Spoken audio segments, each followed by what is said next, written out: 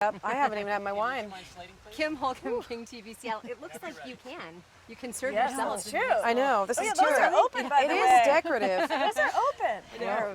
So I know this is a documentary, obviously, but based on an actual trip that you guys took. So I'm curious if you can share with me, in real life on a trip, who turns into a monster if there's not coffee first thing in the morning? In real life? When you guys are all together, who I wouldn't who's say most a likely to monster turn so into a much as a monster? sort of shut down, stone-faced ant. Okay. And who's this?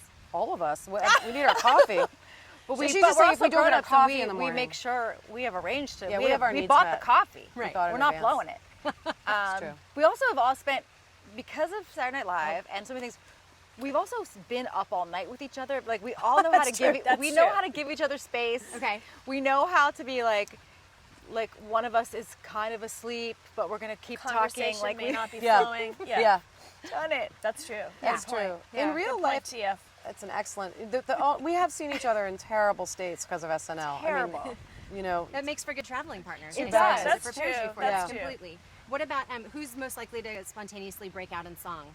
Oh, Everyone. so many. Paula? So and many. Anna. and Okay. Maya. And Maya. And Maya. And then you Rachel. guys just harmonize once Yes, someone gets Yes. we are Yeah. really Oh, active yes. Yeah, they singing. really can. We have a deep bond for song. Okay. That's true. Most likely to suggest just one more glass. Oh, Just one more. Spivey.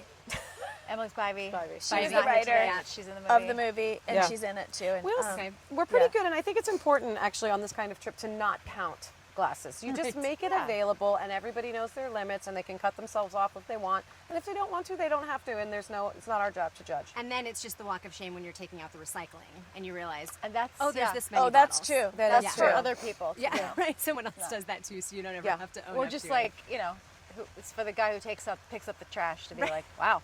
That's there was a big no. I Wasn't a have big had that time. in apartment buildings in New York. You put your trash out the back door, and like one time our neighbors gave us a bottle of wine. They're like, we know what you like because there's usually like 6 or 8 of them out. Thank you for checking.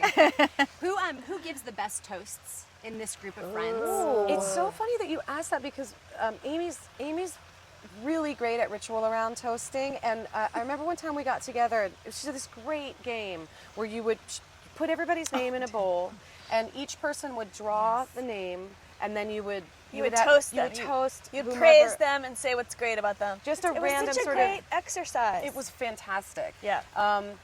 So, and I feel like everybody gives a really good toast, but I think Amy's always thinking in terms of celebrating. And sometimes Yeah. even on our little Yeah. chat group, she'll say like, okay, here's your game today. I want you to tell me 3 things you're proud of about yourself. She's a real cheerleader. She's a good scout leader. How often are you guys actually chatting? Like you just mentioned you have a chat group. Every day. Every day. Yeah. Really? Every day. Yeah.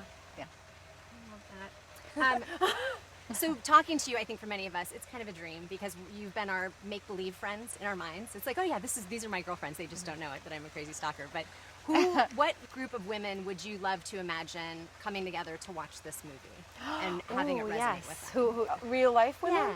yeah. Well, I think everyone's got their wine country girls. I mean, I think you would just have to make that list for yourself Yeah. and call it your wine country girls.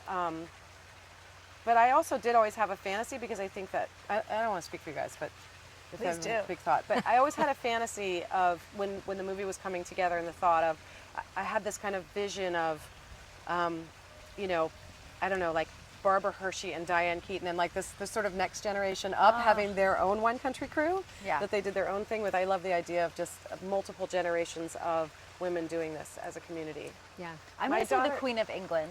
that would be amazing. I would like the Queen She of seems England like a real and gas. and her daughter, her granddaughters-in-law, And the And the corgis. corgis, But my obviously. daughter has even said, my wine country girls. Like she's said that to me, even though she's 16 and doesn't hopefully drink that much. But she does. She kind of understands the concept that you have a core found family Right. that you can call upon. Well, this movie inspires that. Thanks, you guys. Thank you. you. It's nice Thank to you. meet you. Come back. I've had worse days at work than this. Yeah. Okay, my friend Tara had this made. Almost for us. 5-0. Almost 5-0. That's my good. God. Because I feel like anytime you're north of 40, we're basically North of almost- 40. So For people that don't know, that is there's some shirts in the film that we're wearing. And it says the big 5-0. Yes. The big 5-0. And I think first of all, it is fantastic to have a movie that speaks to us.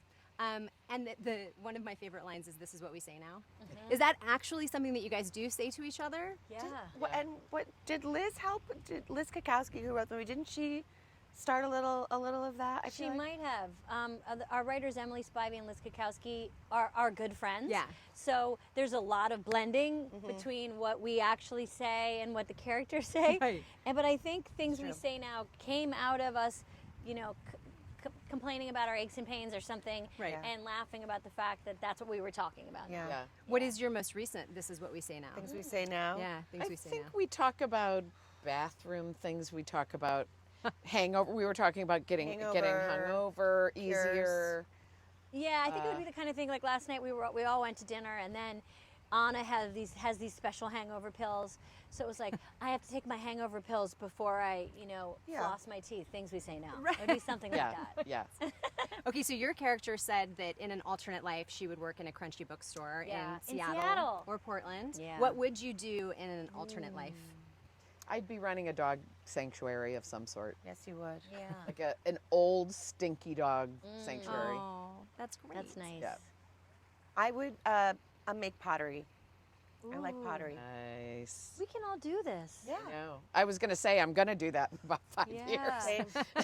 I'm going right to be doing. behind you. I'm going to be doing the animal sanctuary. I sometime. love books, the physical nature of books, and I would love to line books up and rearrange them, and then open them up and put bookmarks in them, and then just be a quiet store and have it rain a lot.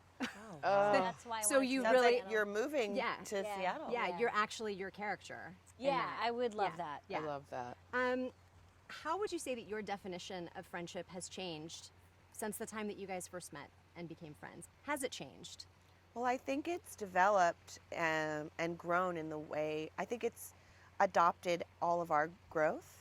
So I think it's really shaped and shifted along with us. I mean, that's really, to me, the mark of a wonderful friendship. Yeah. Something that is able to change and renew and grow, and adapt to everyone's needs. I loved watching. I'm the only one without children, and I just want to just stare this way for about an hour after this and just keep the camera on. No, I'm kidding.